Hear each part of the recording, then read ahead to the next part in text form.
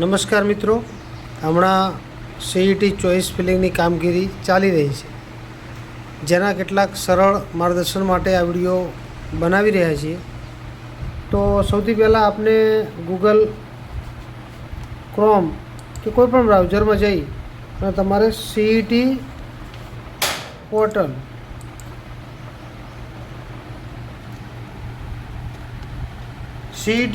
એવું ટાઈપ કરવાનું છે. અને સીઈટી પોર્ટલ ટાઈપ કરો તો પહેલી જ લિંક આવશે, એ લિંક ઉપર ક્લિક કરવાનું છે. હવે અહીં આવું તમને જોવા મળશે, ત્યાં ખૂણામાં જમણી બાજુ લોગિન ઓપ્શન હશે. હવે લોગિન ઓપ્શન ઉપર ક્લિક કરતાં સ્ટુડન્ટમાં જવાનું છે. હવે અહીં જઈ અને તમારો બાળકનો આધાર યુઆઈડી માગશે અને રજિસ્ટ્રેશન વખત જે પાસવર્ડ બનાવ્યો તે પાસવર્ડ નાખવાનો છે, જે મારામાં સેવ છે. એટલે હું લોગિન આપું છું. લોગિન કરતાં અહીં તમને શરૂઆતમાં એનું નામ અને એને કઈ કઈ સ્કીમ માટે એલિજિબલ છે બતાવશે. તો એ જો એને ત્રણેય પ્રકારની સ્કીમનો લાભ મળી રહ્યો છે.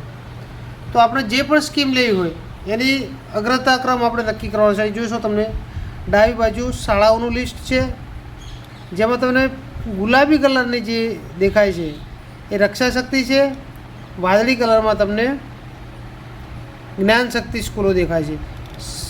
છેલ્લે જશો તો તમને સ્કોલરશીપનો ઓપ્શન પણ જોવા મળશે.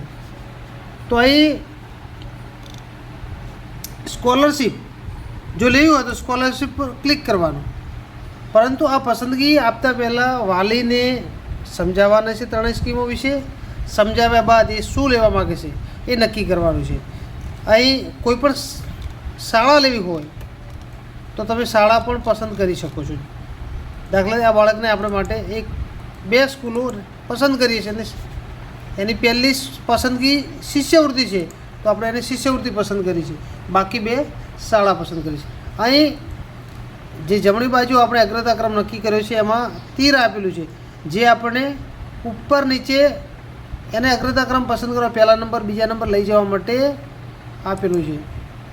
તો અને કોઈ ભૂલથી આવી ગઈ હોય તો તમે આ સાઈડનું લાલ એરો દબાવશો તો એ લિસ્ટમાંથી નીકળી જશે. હવે આ બાળક માત્ર સ્કોલરશીપ જ લેવા માગે છે, પિતાની સંમતિ લીધેલી છે. આ નક્કી કર્યા પછી આટલું અગ્રતાક્રમ નક્કી થયો એના બાદ તરત જ તમારે આના પર ક્લિક કરવાનું છે, સંમતિ ઉપર બાહેધરી, પછી સબમિટ આપવાનું છે.